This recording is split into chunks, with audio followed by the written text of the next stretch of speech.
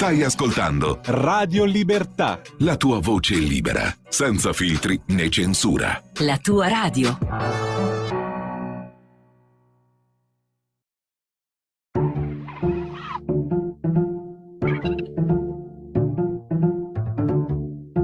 va ora in onda Oltre la pagina.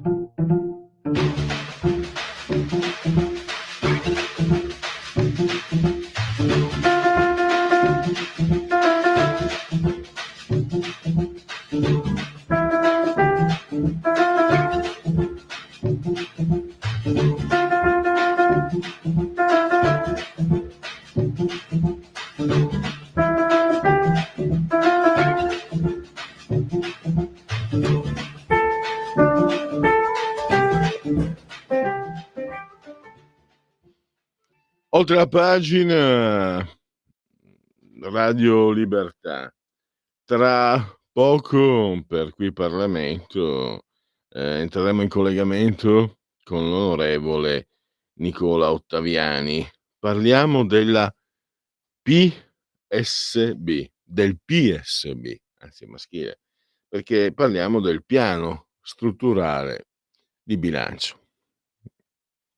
Quando ero giovane avevo il capello castano e qualche chilo in meno, la chiamavano finanziaria, poi con gli anni è cambiato il nome, il modo, sono cambiati anche i rapporti con gli indirizzi europei, comunque grosso modo di quello stiamo parlando. E diciamo, se leggete i giornali, se ascoltate l'opposizione, sembrerebbe che questo PSB, questo piano strutturale di bilancio, debba essere solo lacrime e sangue. L'opposizione fa il suo dovere, certi giornali che dovrebbero fare un'informazione, comunque quando sei anche contro qualcuno, quando fai informazione dovresti essere oggettivo.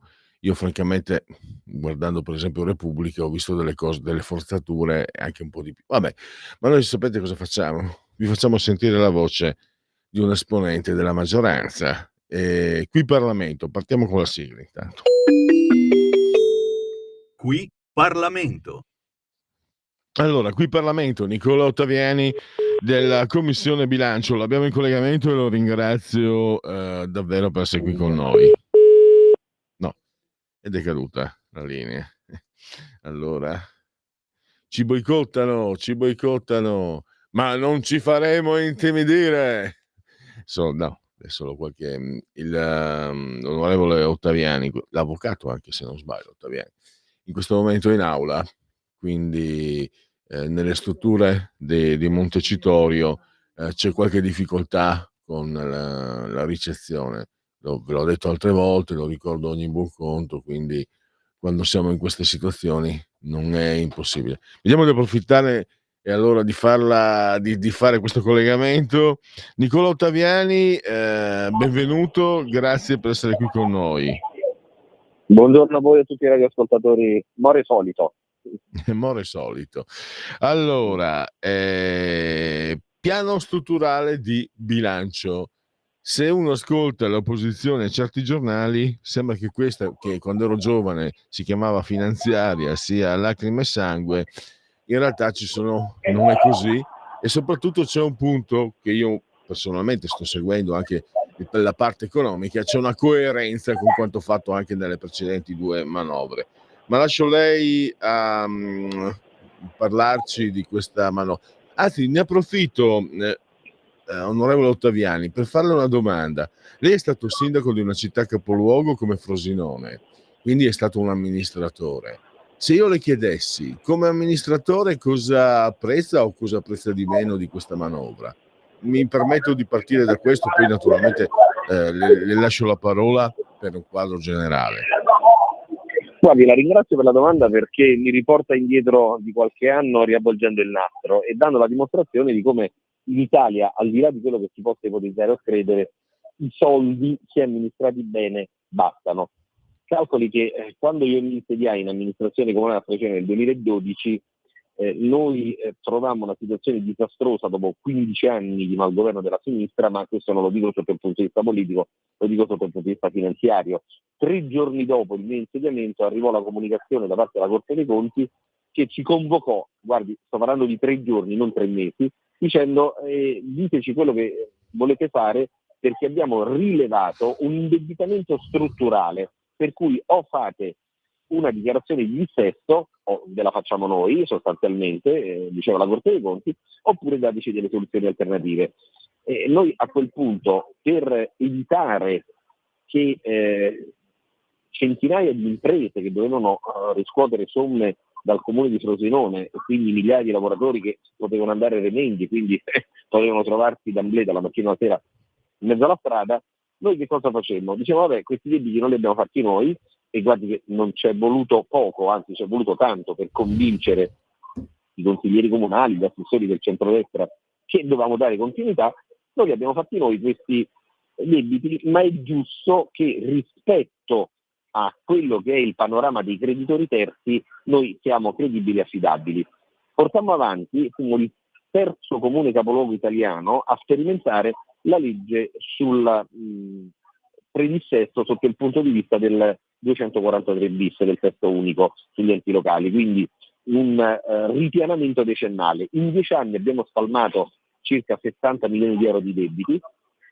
Le rappresento gli ascoltatori che quando si porta avanti un piano di risanamento non si può accedere più alle linee ordinarie di credito, quindi non puoi andare alle banche sostanzialmente per farti finanziare una strada o per farti finanziare una palestra o una scuola. Utilizzammo esclusivamente le risorse ordinarie, allargando però il tutto a dei project financing, quindi coinvolgendo i privati in una sorta di cogestione delle cosiddette opere calde. Sa come andava a finire questa storia? Che senza avere un euro di credito da parte del sistema bancario, ma utilizzando bene i finanziamenti regionali e soprattutto i finanziamenti europei, abbiamo risanato il bilancio e proprio 2 anni fa, dopo che io ho cessato il mandato, è venuto meno quello che era il profilo del piano di rientro, e abbiamo investito in opere pubbliche oltre 150 milioni di euro. Questo che cosa significa? Che i soldi, quando vengono amministrati bene, bastano e avanzano. Calcoli che per esempio in quel periodo, quando io subentrai come sindaco, c'erano 2 macchine e 2 autisti a disposizione del sindaco. Frosinone è un capoluogo medio, non è certamente una città metropolitana. Noi restituimmo le 2 macchine alla Polizia Municipale e la Polizia Municipale ne fece miglior uso, quindi io utilizzavo la mia autovettura gravandomi di costi, ma con quello che è un profilo normale di assunzione di costi. Fare politica e fare amministrazione deve essere un onore, deve essere una passione, non può essere un guadagno. Questo trasferito sulla tematica degli ultimi giorni e delle ultime ore, che credo che sia il piatto forte anche di questa chiacchierata, che cosa significa? Ecco, nello stesso momento in cui la sinistra dice ma in realtà nuove tasse, lacrime e sangue, credo che il ministro Giorgetti ieri in aula abbia ribadito, e noi lo abbiamo sostenuto in modo particolare nel mio intervento, abbiamo sottolineato questo concetto, che qui non si tratta di portare avanti nuove tasse. Innanzitutto sul settore della casa, su cui è stato detto di tutto e di più, non c'è neppure un euro in più di tasse, ma soprattutto non si procederà a quella rivalutazione degli estimi catastali, così come l'Europa ci aveva quasi costretto a fare fino a qualche mese fa. Abbiamo detto all'Europa: guardate, per noi la casa è un bene primario, non è semplicemente un bene rifugio, è un bene fondamentale. Tra l'altro le statistiche europee, Eurostat, ci confermano che gli italiani sono proprietari di case e di immobili per circa il 74% della popolazione, rispetto alla Germania e alla Francia, dove la percentuale oscilla tra il 40 e il 50%. È chiaro che quindi facendo una revisione degli estimi catastali anche attraverso quello che è lo strumento folle delle famose case green, si va a gravare la proprietà immobiliare delle singole famiglie. Noi però che cosa abbiamo detto?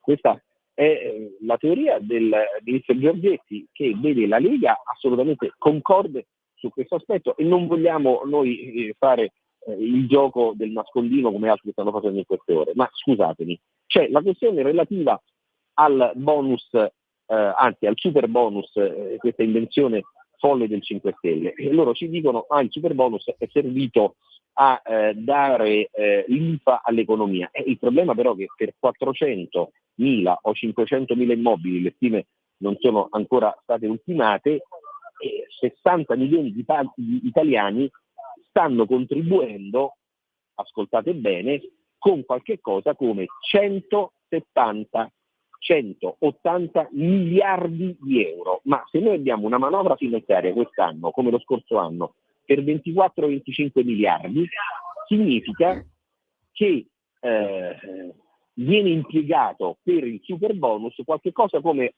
8-9 manovre finanziarie, con la differenza che la manovra finanziaria riguarda 70 milioni di persone, il super bonus riguarda, sì e no, 400-500 mila unità immobiliari, in alcuni casi anche qualche castello. Allora il ragionamento che fa la Lega e che fa Giorgetti, ma credo tutto il governo dovrebbe farlo questo tipo di ragionamento, scusate, ma dato che i destinatari di questo super bonus di diverse centinaia di migliaia di euro non è che sono destinatari di somme che sono state stanziate dalle loro famiglie o che provengono dai risparmi di una vita o dal lavoro portato avanti il sabato e la domenica, magari come lavoro straordinario. Sono soldi che provengono dallo Stato, quindi sono soldi che provengono dagli altri. È giusto che l'incremento di valore immobiliare che questi immobili abbiano avuto pro quota parte perlomeno ritorni a tutti i contribuenti, ritorni allo Stato. Quindi non stiamo parlando di grandi somme, ma stiamo parlando di una piccola percentuale rispetto all'incremento di valore immobiliare. Credo che questa sia equità. Questo significa cercare le risorse laddove le risorse ce ne sono di più, probabilmente non sono state neppure fisiologicamente guadagnate e nessuno dovrebbe scandalizzarsi. Ecco perché poi la sinistra dice no, ma vogliono tassare la proprietà privata. L'effetto contrario, ma che è la stessa sinistra poi che anche in questi giorni, in queste ore, mentre noi stiamo parlando, continua a parlare di patrimoniale. Diamine, noi contestiamo la scelta della patrimoniale tout court. Un conto è dire ma verifichiamo anche coloro che grazie al meccanismo bancario, quindi stiamo parlando dei grandi asset bancari o i gruppi petroliferi che in questi giorni, in questi mesi, in questi ultimi periodi hanno avuto questi extra profitti, e mettiamoli attorno a un tavolo, non con un prelievo forzoso, attenzione, ma con una negoziazione, con una sorta di moral suasion, che significa riportarli a quello che è il concetto di coesione sociale, per far capire loro che mai come in questo momento forse potrebbero dare un apporto allo Stato e quindi potrebbero dare un apporto a quello che è l'interesse pubblico, che è cosa diversa da imposizioni coattive. Quindi riteniamo di continuare a rispettare ancora una volta quello che è un nostro programma, che è il nostro programma liberista, sì, ci mancherebbe altro, di mercato, ma che tende a cercare delle risorse laddove quelle risorse, mi passi l'espressione, avanzino, sono una sorta di quid pluris. Questo significa riequilibrare quelli che sono i profili non solo dell'interesse pubblico, ma delle esigenze pubbliche e delle necessità che un paese può avere, senza lacrime e sangue che in realtà in passato venivano portate avanti a ogni sospiro da parte di soggetti come Romano Prodi e tutto quello che è venuto fuori da quel tipo di cultura assolutamente antiliberista e di sinistra integralista. Perfetto. Onorevole, lei è stato chiarissimo, quindi abbiamo capito, non c'è, lo sapevamo già, ma è stato importante sentirlo come anche l'ha spiegato lei. Non c'è patrimoniale, non c'è tasse, insomma, è stato chiarissimo. Mi permetta, prima di salutarla, un piccolo ricordo personale. Lei ha detto che era contento di ricordare la sua esperienza di sindaco. Lei, io vengo dal Triveneto, quello che mi ha raccontato lei era praticamente, mi sembrava di tornare indietro di più di 20 anni, anche 25, e sentire i primi sindaci della Lega in Friuli e in Veneto, che si trovavano a che fare tecnicamente in diciamo problematiche diverse, ma sostanzialmente identiche alle sue, e le hanno affrontate esattamente come diceva lei. Quindi da Pordenone a Frosinone, quando c'è un sindaco, un amministratore della Lega, il principio di affrontare i problemi vedo che è lo stesso, e questo non può che mi fa contento come Radio Libertà, come Lega, mi fa contento anche come cittadino. Per fortuna ci sono ancora persone che sanno lavorare con i soldi pubblici e che lavorano a vantaggio dei cittadini. Guardi, le aggiungo una piccola, se mi permette, una piccola chicca. Quando più di qualcuno anche della stampa a livello nazionale, le grandi reti intervistano per chiedermi ma perché una persona del centro-sud è d'accordo sull'autonomia? Ecco, perché bisogna aver amministrato per comprenderle certe scelte e certe situazioni. Noi veniamo dalla provincia, la provincia che non è molto diversa da quelle che sono le province che hanno forgiato per anni la classe dirigente del centro-nord, se non del nord della Lega. Ecco, in provincia te la devi saper vedere da te, ti devi saper rimboccare le maniche e non pensare che poi arrivi l'assegno dello Stato all'ultimo minuto per tirare su quelli che sono dei problemi che hai causato anche a livello locale. Per noi, che facciamo parte delle province del Lazio, per esempio, la tematica di portare avanti Roma come 21esima regione andrebbe non bene di più, perché vorremmo vedere poi Roma come provincia, Roma come capitale, che cosa è in grado di fare senza le sovvenzioni delle altre 4 province del Lazio. Noi abbiamo un saldo, le 4 province del Lazio hanno un saldo positivo, nel senso che danno più alla regione di quello che ricevono. Ecco perché per noi l'autonomia differenziata è qualcosa che abbiamo non solo nel sangue, ma che continuiamo a sperimentare, perché non avere un'autonomia tributaria, non avere un'autonomia anche amministrativa sotto il punto di vista della possibilità di reinvestire quelle economie positive che si è riusciti a produrre a livello locale, significa mortificare il merito e mortificare soprattutto il senso di responsabilità. Ecco perché Perfetto. la Lega, con l'autonomia differenziata, credo che possa continuare a centrare grandi obiettivi non solo per il nord Italia ma soprattutto per il centro-sud. Sono costretto a chiudere. Allora io la ringrazio moltissimo e la prenoto, perché qui sull'autonomia io la chiappo, perché dobbiamo sentirci di nuovo. Ha avviato un discorso molto molto molto molto interessante. Grazie ancora a Nicola Ottaviani. A voi, a presto, a tutti i radioascoltatori. Qui Parlamento.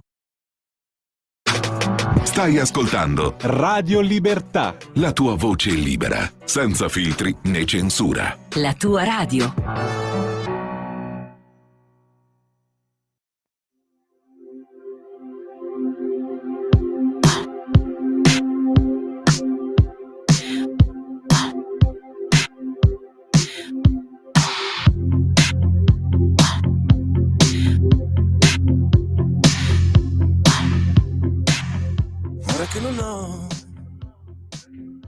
Ora che non ho più te, lo sai che non riposo mai, mai. Baby, tu non mi vedi, guarda che lo so come stai. Degli amici, cosa dici? Cicatrici, quante ne hai? Baby, tu non mi credi, a 200 all'ora, come un pazzo in autostrada, che ti cerca ancora, che ti vuole, che ti chiama. È un'anima sola che non sa più dove va. Spegni le luci della città, così che il cielo si illumina. Balliamo l'ultima volta, ma è già finita la musica. Spegni le luci della città, così che il cielo si illumina. Balliamo l'ultima volta, ma è già finita la musica.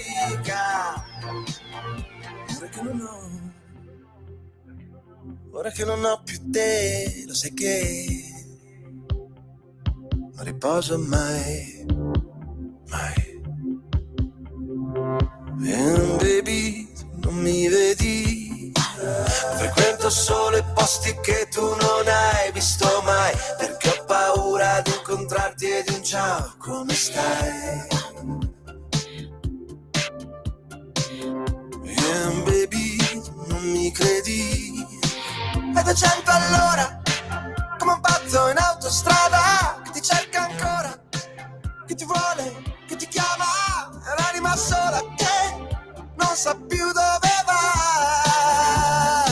Spegni le luci della città, così che il cielo si illumina. Balliamo un'ultima volta ma è già finita la musica, lo vedi il tempo che se ne va, veloce come una nuvola, sorridi ancora una volta ma ora la foto è più nitida, mi accorgo adesso che te ne vai, tra le mie mani sei piccola. Radio Libertà, oltre la pagina, la scelta musicale del nostro grandissimo Davide è assiso sulla tolla di comando in regia tecnica. Mi dicono che si tratta di Cremonini, quello della Vespa. Allora, io non entro nel merito della musica, ma è la prova comprovata di un articolo che lessi tanti anni fa. Tra l'altro entro proprio nel merito dell'argomento che andremo ad affrontare in modo serio. Io adesso sono semiserio, ma sto parlando di cose reali. Un articolo spiegava che una ricerca sugli enzimi dimostrava che i felsinei, gli etruschi, provenissero dall'attuale Turchia. Allora osservavo con Davide che questo che io francamente se permettete Joy Division, insomma, Ian Curtis, io pratico altri luoghi musicali, ma questo Cremonini, se andate a vederlo, è identico al calciatore turco dell'Inter, la mia benamata, forza Inter, grande Inter, Çalhanoğlu, sono identici. Quindi è la prova che quei test, quello studio sugli enzimi era fondato. Ovviamente questa conclusione è scherzosa, ma noi parliamo della Turchia invece, lo facciamo con il nostro prossimo ospite, lo abbiamo già in collegamento. Saluto e ringrazio il professor Silverio Allocca. Bentornato ai nostri microfoni, professore. Pronto? Oggi come si dice? Buona la seconda, quindi e vi dirò di più, beato chi si può permettere la seconda, perché a una certa età si fa fatica anche a innescare la prima. Allora, questa è un po' piccante, forse dovevo tacerla. Sì, Davide, tu sei giovane, arrivi anche alla terza. Allora, mamma mia, che volgarità, quando diciamo ti esce dalla bocca un po' di tutto, quando ti trovi un po' a gestire questi spazi approssimativi. Allora, stavo dando il bentornato e un grazie al professor Silverio Allocca che dovremmo avere in collegamento. Mi senti, professore? Buona giornata, grazie a voi. Allora, il tema, io nella presentazione avevo fatto delle associazioni un po' così scherzose, se vogliamo, ma parliamo della Turchia e soprattutto parliamo della Turchia nei BRICS. La Turchia pochi giorni fa ha chiesto ufficialmente di entrare nei BRICS. Ricordiamo che i BRICS sono il Brasile, l'India, il Sudafrica che è arrivato per ultimo. Sono in pratica quasi un'alternativa non vorrei sbagliare troppo. Vogliono essere un'alternativa, se non alla NATO, comunque al dollaro, al sistema statunitense. Però ci sono nel tuo articolo, che gli ascoltatori possono leggere in chiaro gratis sugli statigenerali.com, molto completo, molto ricco, e anche lì non è così semplice. E arrivo alla mia conclusione, poi ti do la parola per spiegare il tutto, professore. Erdogan rischia di fare un po' la fine dell'asino di Buridano. Era in procinto, aveva chiesto lui stesso di entrare nell'Europa, poi ha fatto un passo indietro. Fammi ricordare una cosa: quando sento tanti che adesso rimproverano a certi esponenti di destra, tra cui qualcuno molto caro a Radio Libertà come Matteo Salvini, la vicinanza a Putin, 20 anni fa erano tutti per la Turchia in Europa, e quando la Lega, e io c'ero, nel dicembre del 2004 organizzò una manifestazione per protestare, per dire no, fummo tacciati di razzismo. Allora, tutti quelli che volevano, si capiva già che andava verso l'autocrazia la Turchia sotto la guida di Erdogan, ma la volevano in Europa. Allora, tutti quelli che volevano l'Europa quella volta, sarebbe anche opportuno che chiedessero scusa o facessero mea culpa. Non va così non funziona, però a me è rimasta, si dice dalle mie parti, la mi è rimasta piccata qua sta cosa, perché era e tu sei nativo di Udine, quindi forse l'avrei già sentita, ma dico, Sì. ma non voglio entrare, questo è fuorviante quello che sto dicendo, sta di fatto che adesso tu hai paventato anche la prospettiva che Erdogan possa stare ad aspettare molto a lungo anche l'entrata nei BRICS, perché la Cina diciamo vedrebbe spostare l'asse dei BRICS verso la Russia, e questo potrebbe non essere molto conveniente alla Cina. Insomma, un quadro molto diciamo mobile, ecco. A te la parola per spiegarcelo. Sì. Allora, diciamo parecchio mobile. Il rapporto che mi riallaccio all'ultima cosa che stavi dicendo, il rapporto un po' particolare che lega l'Europa alla Turchia, questo tra virgolette amore e odio, stesso discorso per quello che è successo al Parlamento europeo recentemente nei confronti di Orban, dove abbiamo avuto i vari parlamentari alzarsi in piedi, cantare Bella Ciao, eccetera, eccetera, che sono cose che tutto sommato fanno abbastanza ridere per un motivo. Per quello che riguarda noi europei, la Turchia e l'Ungheria fanno un certo tipo di lavoro sporco, cioè quello di mantenere bloccati alle loro frontiere e quindi impedire l'ingresso in Europa e quindi permettere agli stati europei centrali e occidentali di presentarsi come paladini dell'accoglienza, dell'amore per il prossimo, per i diseredati, eccetera, eccetera, perché fanno il lavoro sporco.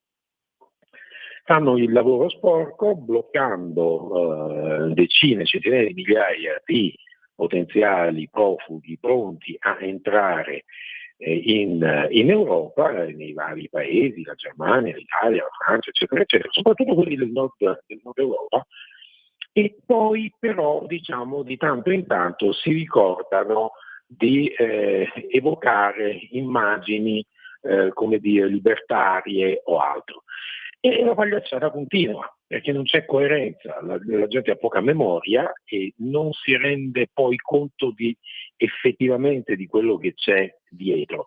I primi, devo dire, a non rendersene conto sono i poveri eletti al Parlamento europeo, che troviamo ostracizzare un Orban e poi votare una von der Leyen, battere le mani a Draghi quando fa certi discorsi o applaudire all'attività del presidente della Banca Centrale Europea. Ma questo è un altro discorso. Diciamo che la Turchia è un paese che in questo momento è governato, lasciamo perdere il discorso l'autocrate. Il premier turco è un personaggio dal punto di vista che ha un certo fiuto politico, notevole fiuto politico. Il fatto che abbia chiesto di entrare nei BRICS fa riflettere, perché evidentemente non avrebbe mai fatto una richiesta del genere, non avrebbe nemmeno mai assunto determinate posizioni nei confronti degli Stati Uniti se non si rendesse conto di quella che è la sua forza, o se vogliamo anche la debolezza di fatto della NATO, il cui fianco meridionale è praticamente nelle mani della Turchia. Una Turchia che sfrutta questa sua posizione, sfrutta il compito di cui parlavamo prima per fare che cosa? Per cercare di fare il bello e il cattivo tempo e perseguire un suo obiettivo, che è quello di ripristinare in qualche modo una leadership in quella che è il sud del Mediterraneo, con particolare riferimento alla zona del Mediterraneo orientale, sotto i cui fondali sono presenti riserve enormi di gas. E c'è un contenzioso anche in questo senso fra la Turchia e la Grecia. C'è un contenzioso e una partita abbastanza, tutto un insieme di controversie che però sono al momento un po' sospese a causa della guerra presente tra Israele e la striscia di Gaza. E diciamo il fatto che la Turchia abbia fatto questo passo vuol dire che se lo poteva permettere.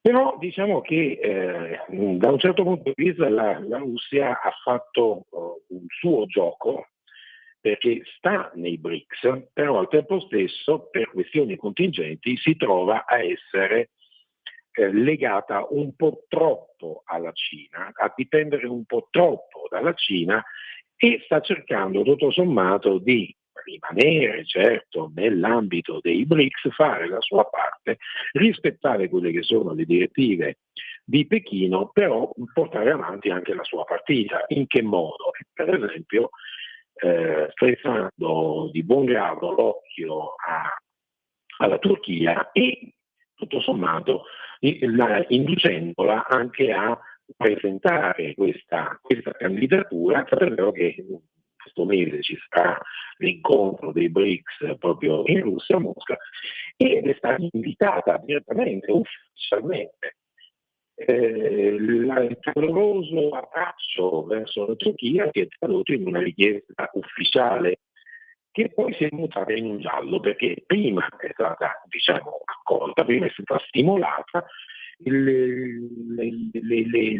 comunicati stampa da parte però russa non facevano un esplicito riferimento a questa bene accoglienza riservata da Mosca.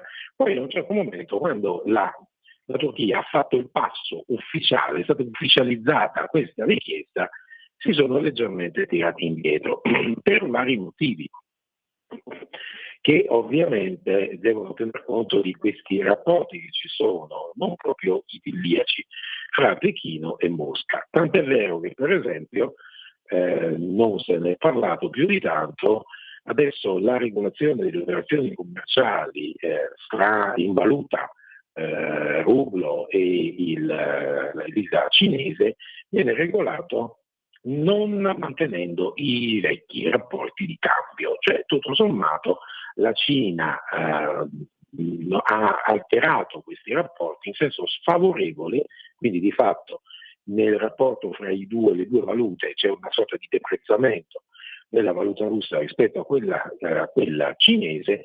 Evidentemente non è un'azione da alleato, è un qualcosa per, come dire a Mosca, far capire a Mosca che deve mantenere un profilo un attimino più basso, perché il desiderio di Mosca di avere un suo referente, in questo caso la Turchia, all'interno dei BRICS, cosa con la presenza di un altro paese, che è l'Iran. E l'Iran, al momento attuale, quello che sembra profilarsi all'orizzonte è un qualcosa che sulla scala globale vede la Cina e gli Stati Uniti cercare di realizzare un nuovo ordine mondiale bipolare, ma c'è la regione attualmente, quella medio orientale, no, e dell'Asia minore, dove ci sono due entità statali, l'Iran e la Turchia, che aspirano a diventare in qualche modo, ad assumere la leadership in questa regione, e ovviamente si trovano a confliggere.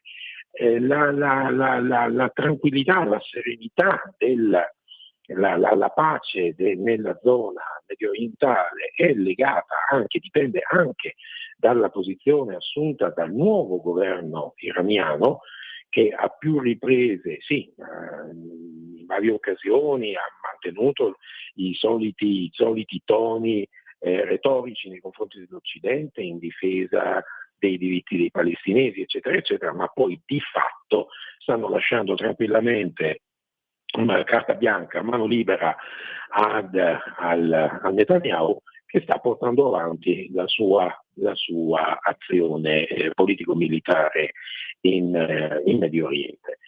E diciamo questo in cambio di che cosa può farlo l'Iran? Evidentemente di una tutela da parte della Cina che, diciamo, come fratello maggiore le protegga alle spalle, la metta al riparo da che cosa? Da tutto ciò che potrebbe minare la sua stabilità politica, potrebbe andare contro quelli che sono i propri obiettivi, tra gli altri anche l'attuazione del progetto nucleare. Evidentemente una Turchia che entra nei BRICS è un elemento di disturbo di questo equilibrio, perché si vengono a trovare due cani che puntano al medesimo osso. E quindi ne abbiamo assistito a un raffreddamento dell'atteggiamento di Mosca verso la Turchia. Vedremo che cosa succederà quando ci sarà appunto tra un po' di giorni l'incontro a Mosca. Che cosa succederà? E quello che si profila, giustamente come dicevi, per il premier turco è di fare la fine dell'asino di Buridano, ma non a causa sua, a causa del fatto che da una parte ha una candidatura nei confronti per essere ammesso nell'Unione Europea, che è rimasta congelata per tutta una serie di ragioni, e se restasse congelata anche quella nei BRICS, diciamo che la Turchia si troverebbe in una posizione un attimino delicata, si troverebbe anche ad essere ridimensionato il suo potere contrattuale. Perché? Perché avendo presentato quella domanda nei BRICS, non dobbiamo dimenticare che entrare nei BRICS vuol dire anche sposare un certo tipo di politica per cui che va contro gli interessi statunitensi.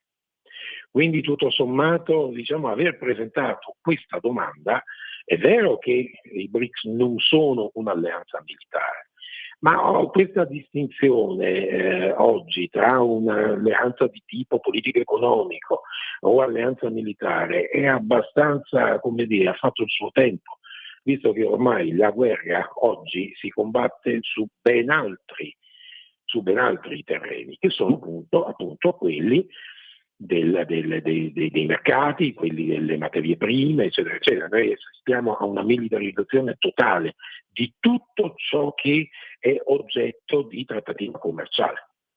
Quindi diciamo che anche i BRICS in qualche modo sono un'organizzazione militare. E da questo punto di vista evidentemente noi abbiamo che cosa? Che la Turchia dovrà muoversi e vedremo che cosa potrebbe fare per riuscire in qualche modo a portare avanti il suo progetto, che è quello di diventare al momento, appunto leader nella regione di cui stiamo parlando, però avendosi rapportare anche con quella che sembra emergere come una nuova Iran. Perché dico una nuova Iran? Perché il governo attuale sta portando avanti una politica nei confronti di Israele, dove sì, è vero, il 1° di ottobre abbiamo assistito al lancio di centinaia di missili, così come era successo in aprile. Ma c'è un qualcosa, sto scrivendo un pezzo proprio relativamente a questo, che credo possa essere abbastanza interessante. Questi non sono veri attacchi, questi sono atti dovuti. E sono atti dovuti che lasciano intendere fra le righe un qualcos'altro di cui non si parla, ma di cui parlano i fatti. La cosa che mi ha colpito nell'ultimo attacco mosso dall'Iran verso Israele è stato che sì, i missili utilizzati erano prevalentemente missili balistici. Hanno una particolarità questi missili, è vero che sono meno facilmente intercettabili perché hanno un sistema di funzionamento che prevede dopo il lancio lo sgancio di una parte e poi il vettore può procedere. Il vettore però può essere anche governato, può mutare rotta, il che lo rende molto più difficilmente intercettabile. La cosa è stata letta ufficialmente come un rafforzamento della minaccia iraniana verso verso Israele. In realtà, se noi andiamo a ben guardare, i danni che hanno creato sono stati decisamente inferiori a quelli che avrebbero potuto creare, proprio per il fatto che il sistema di guida a posteriori dopo il lancio avrebbe permesso, evidentemente, penalizza i difensori. Quindi diciamo che c'è un tipo di situazione anche in Iran, per cui tutto sommato ci sono dei cambiamenti in atto che stanno portando all'eliminazione di certi rapporti che fino ad oggi sono stati perseguiti, sostenuti in ogni modo possibile, a cominciare dagli Hezbollah.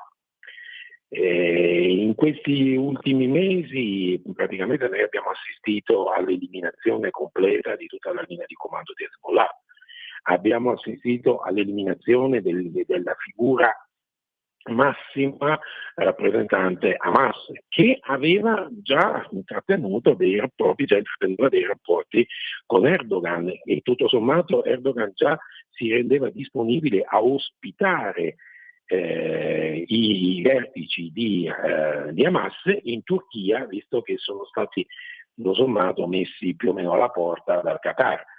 E quindi diciamo che anche questo tipo di giochi sotto banco, questo contenzioso che vede la contrapposizione della Turchia all'Iran, ha un suo peso a livello regionale, perché si inserisce in un contesto più ampio che è il conflitto a cui stiamo assistendo fra il blocco occidentale e il blocco orientale. Io spero di essere stato non troppo fumoso, perché evidentemente ci sono molti elementi, molti aspetti in queste vicende che devono essere presi in considerazione, perché tutti gli attori sono alleati e nemici fra di loro e dei rispettivi, per così dire, alleati, il che rende evidentemente la situazione estremamente fluida, con la povera Europa che al solito si produce nel cantare Bella Ciao al Parlamento,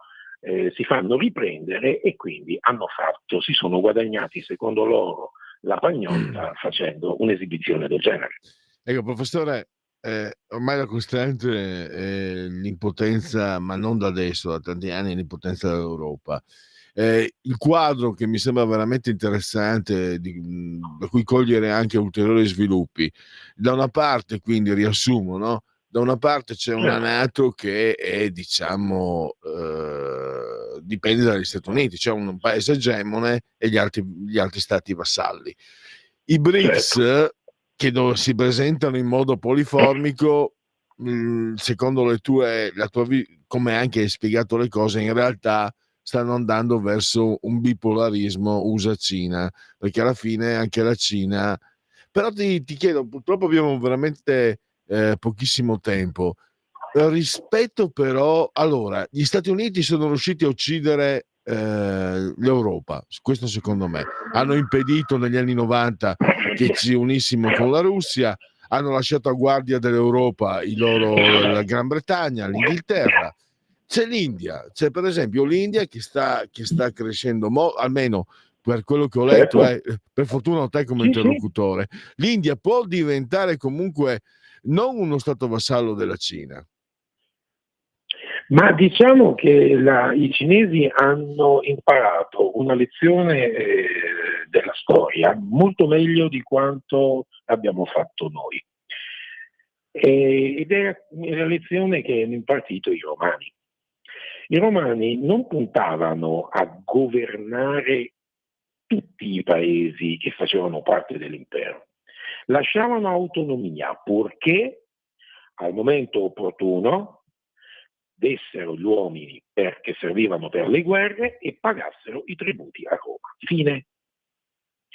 La mentalità cinese è molto simile a quella degli antichi romani, che hanno costruito un impero che è durato 1000 anni.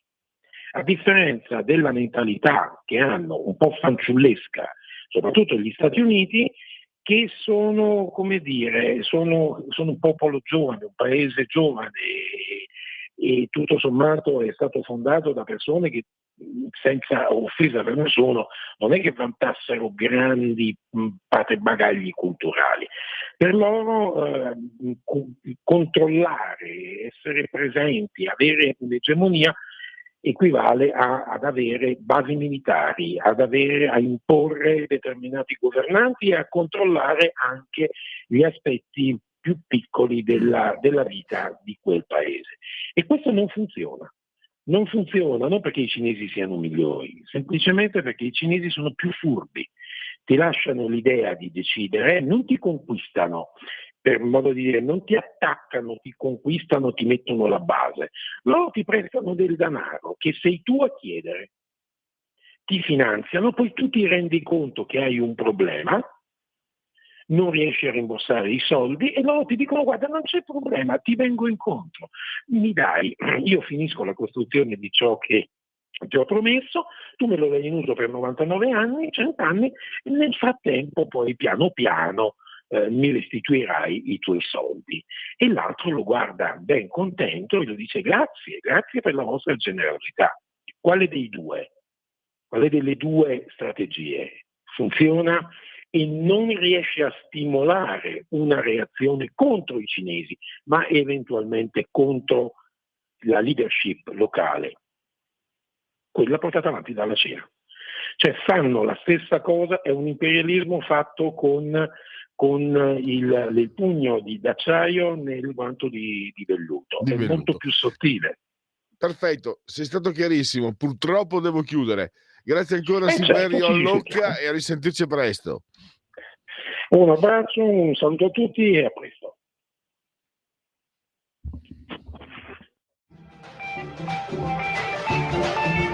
Avete ascoltato Oltre la pagina.